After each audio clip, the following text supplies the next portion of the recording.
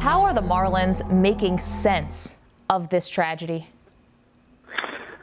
Really, what they need is time. I mean, even today, it seems like it's hard to get your mind around the fact that Jose Fernandez is gone.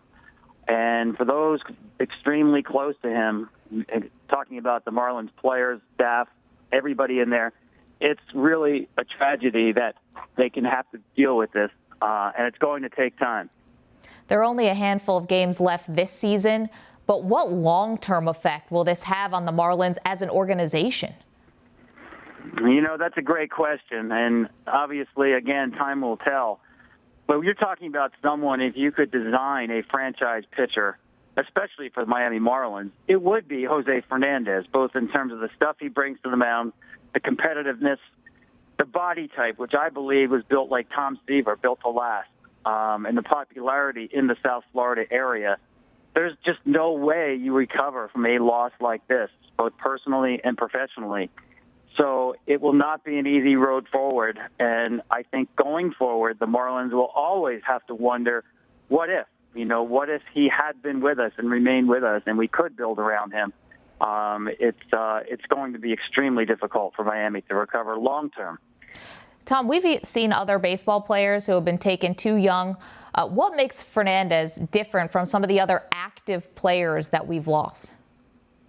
Well, this is unprecedented. He is by far, I believe, the most accomplished young player ever to lose his life while being active in the major leagues.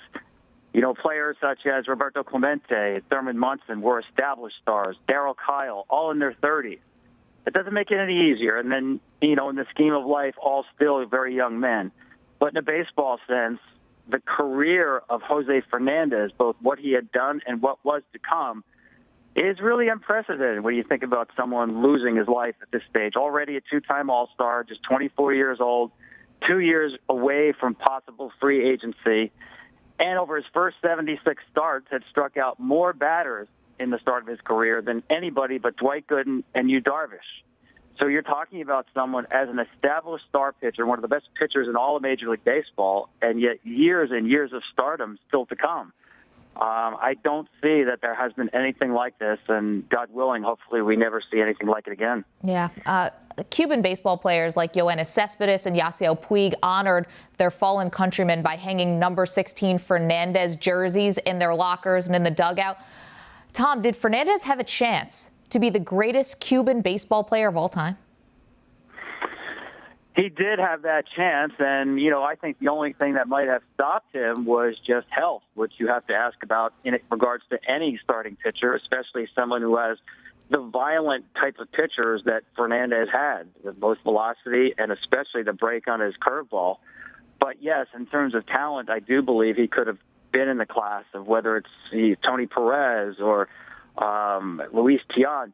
You know, I think he did have that kind of ability, and let's also remember the personality as well, because I think that's what a lot of people will remember as much as stuff, the fact that he played this game with so much joy. And I think even competitors, even if sometimes, you know, as much as he dominated hitters, they didn't enjoy his emotions on the mound, they respected the joy that he brought to a baseball field, whether on the mound or even in the dugout rooting on his teammates.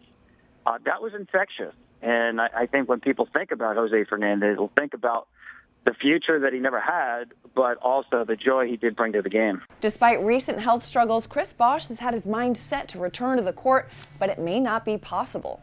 Bosh has failed his physical, meaning the Miami Heat will not clear him for training